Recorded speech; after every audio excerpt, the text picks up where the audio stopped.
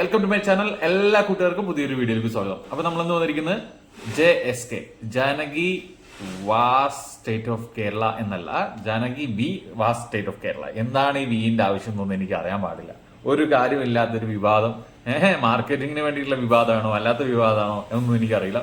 എന്തായാലും പടത്തിനെ കുറിച്ചുള്ള വിവാദത്തിലേക്കൊന്നും ഞാൻ കിടക്കുന്നില്ല. പടത്തിനെ കുറിച്ചുള്ള കാര്യങ്ങളിലേക്ക് നമുക്ക് കിടക്കാം. അപ്പൊ പടം എന്ന് പറയുന്നത് എങ്ങനെ ഉണ്ടായിരുന്നു എന്നുള്ള ചോദ്യമാണ്. അതായത് പടം എന്ന് പറയുന്നത് പല കാര്യങ്ങളും അതിനകത്ത് നോക്കാനുണ്ട്. ഇതില് മ്യൂസിക്സോ കാര്യങ്ങളോ അത്ര ലൈറ്റ് മ്യൂസിക്സ് കൊടുത്തിട്ടുണ്ട്. എല്ലാം നല്ല 1, 2, 3 മ്യൂസിക്സ് കൊടുത്തിട്ടുണ്ട്. കുഴപ്പമില്ല. അതിനൊരു സിറ്റുവേഷൻ ക്യാരക്ടർ ആയിട്ടുള്ള ബേസ് സാധനങ്ങളെ കൊടുത്തിട്ടുള്ളത്. തീർത്തും ഇതൊരു എന്താ പറയാ, ഒരു ഫുള്ളായിട്ട് പടം കൊണ്ടുപോകുന്നത് ഒരു കോടതിയിൽ തന്നെയാണ്. നോർമൽ കോടതിയിൽ തന്നെയാണ് മൊത്തം മൂവികളും കൊണ്ടുപോയല്ലോ, മൊത്തം സീൻസിന് 3/4 ഭാഗം പോയിട്ടുള്ളത്. സാധാരണ വെച്ച് കഴിഞ്ഞാൽ ഇപ്പോഴത്തെ കാലത്തെ രാഷ്ട്രീയത്തിനെ കുറിച്ചും അല്ലെങ്കിൽ വരാൻ പോകുന്ന കാലത്തിനെ കുറിച്ചും ഇപ്പോഴത്തെ കാലത്തെ രാഷ്ട്രീയത്തിനെ കുറിച്ചും എല്ലാത്തിനെ കുറിച്ചും പരാമർശിച്ചുകൊണ്ടുള്ള സ്ത്രീകളുടെ പ്രശ്നങ്ങളെ കുറിച്ചും പരാമർശിച്ചുകൊണ്ടുള്ള ഒരു സംഭവമുണ്ട്. ഈ സാധനം എന്ന് വെച്ച് കഴിഞ്ഞാല്, ഈ പടം എന്ന് വെച്ച് കഴിഞ്ഞാല് സുരേഷ് ഗോപിന്റെ അഭിനയത്തിനെ പറ്റി പറഞ്ഞു കഴിഞ്ഞാല് കുറച്ച് നന്നായിട്ട് ഇതായിട്ടുണ്ട്. അഭിനയത്തിനെ കുറിച്ച് നമുക്ക് പറയാൻ ആളല്ല, പണ്ട് മുതൽ അഭിനയിക്കുന്നതാണ്. പക്ഷെ ഈ ഇടക്കാലത്ത് കുറച്ച് കാലങ്ങളായിട്ട് പുള്ളി 2-3 പടങ്ങൾ ചെയ്തിട്ടുണ്ടായിരുന്നു. അതിന്റെ ഒക്കെ ബെറ്റർ ആയിട്ട് കുറച്ച് സൗണ്ട് ഡബിങ്ങും കുറച്ച് നന്നായിട്ടുണ്ടെന്ന് എനിക്ക് തോന്നി. പേഴ്സണൽ ആയിട്ട് ഫീൽ ചെയ്തിട്ടുണ്ട്. ലുക്ക് വൈസും ഈസ് വെരി ബെറ്റർ. ഈ അടുത്ത ഒരു ക്യാരക്ടർ വൈസ് ആണ്, ബട്ട് എനിക്ക് എന്റെ ഫീലിൽ തോന്നിയ കാര്യങ്ങളാണ് നിങ്ങളോട് പറയുന്നത്. ലുക്ക് വൈസും കുറച്ച് ബെറ്റർ ആയിട്ട് തോന്നുന്നുണ്ട് ഈ പടത്തിൽ.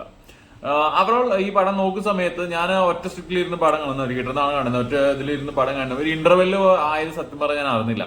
ഞാൻ ശുചിയുടെ ഇന്റർവെല് ടൈം ആയോ എന്ന് തൊട്ടടുത്തിട്ട് ചോദിക്കുകയും ചെയ്തത്. കാര്യം എന്ന് വെച്ച് കഴിഞ്ഞാൽ പെട്ടെന്ന് ഇന്റർവെല് വരെ എത്തിച്ചു. ഒരു ബോറിങ്ങോ കാര്യങ്ങളോ അല്ലെങ്കിൽ സംഭവങ്ങൾ ഉണ്ടായിട്ടില്ല. വലിയൊരു സെറ്റപ്പ് എന്ന് പറയാനില്ല. സമയം പോയത് അറിഞ്ഞില്ല. ഓക്കെ, അതൊരു സീരിയസ് സംഭവത്തിലൂടെ തന്നെ നേരെ കൊണ്ടുപോയി ഇന്റർവെല്ലിലേക്ക് എത്തിച്ചു. സസ്പെൻസ് തന്നിട്ട് നോർമലി നമുക്ക് ചിന്തിക്കാവുന്ന സാധനം തന്നെയാണ്. മുന്നേയും ഈ സംഭവങ്ങളൊക്കെ സെയിം ആയിട്ടുള്ളത് നമുക്ക് ചിന്തിക്കാൻ പറ്റും എന്താണ് ഇതിലുണ്ടായിട്ടുള്ളത്. പിന്നെ നായകനാണല്ലോ, നായകൻ ഒരിക്കലും പടത്തിൽ വിട്ടുകൊടുക്കൂലല്ലോ. നായകനാണല്ലോ മെയിൻ ഹൈപ്പ് വരേണ്ടത്. അതിനുശേഷം കുറച്ച് ഇന്റർവെല്ലിന് ശേഷം തിരിച്ചു വന്ന് ശക്തമായ കഥാപാത്രങ്ങളിലൂടെ തിരിച്ചു വന്ന ഒരു ആളും കൂടെ ആഡായി ശക്തമായ തീരുമാനങ്ങളിലൂടെ പടം മുന്നോട്ട് പോയി. സംഭവം കുഴപ്പമില്ല. വലിയ സെറ്റപ്പ് എന്ന് പറയാനില്ലെങ്കിൽ പോലും ഇത് നല്ലൊരു പടം തന്നെയാണ്.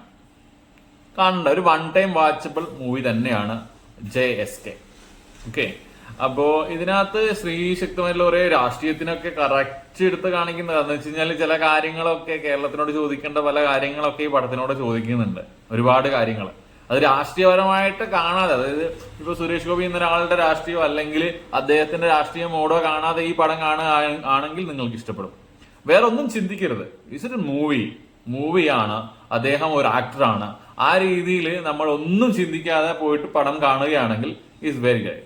അടിപൊളി മൂവി, ഒന്നും പറയാനില്ല. സൂപ്പർ. അപ്പൊ ഇതാണ് എന്താ പറയാ, നിങ്ങൾ എല്ലാവരും പറ്റുന്ന തിയേറ്ററിൽ തന്നെ പോയിട്ട്, പല പ്രശ്നങ്ങളും പുറത്തുണ്ടാവുമെന്ന് ഞാൻ പറയുന്നില്ല. പക്ഷെ നിങ്ങൾ പടം കാണുക വലിയ കൃത്യമായിട്ടില്ല, നല്ല പടം തന്നെ. എൻഗേജ്ഡ് ആയിട്ട് ഇരുത്തുന്നുണ്ട്. ഫാമിലി ആയിട്ട് തന്നെ പോയി കാണാൻ പറ്റുന്ന ഒരു പടം തന്നെയാണ്. ഇപ്പത്തെ എല്ലാവരും ഒന്ന് കണ്ടിരിക്കേണ്ട, സ്ത്രീകളായിട്ടുള്ള ഫാമിലീസ് ഒക്കെ ഒന്ന് കണ്ടിരിക്കേണ്ട പടം കൂടിയാണ് ഇത് സത്യം പറഞ്ഞാല്. അപ്പോൾ എല്ലാവരും പരമാവധി ഈ പടം തിയേറ്ററിൽ പോയി തന്നെ ഒന്ന് കാണുക.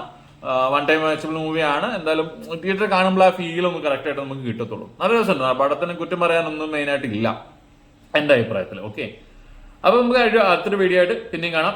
ചാനൽ സബ്സ്ക്രൈബ് ചെയ്യാത്തവർ ഒന്ന് സബ്സ്ക്രൈബ് ചെയ്തോളൂ. നമ്മൾ അധികം നീട്ടി വലിച്ചിട്ടുള്ള പ്രസംഗവും കാര്യങ്ങളൊന്നും ഉണ്ടാവില്ല. Okay, by.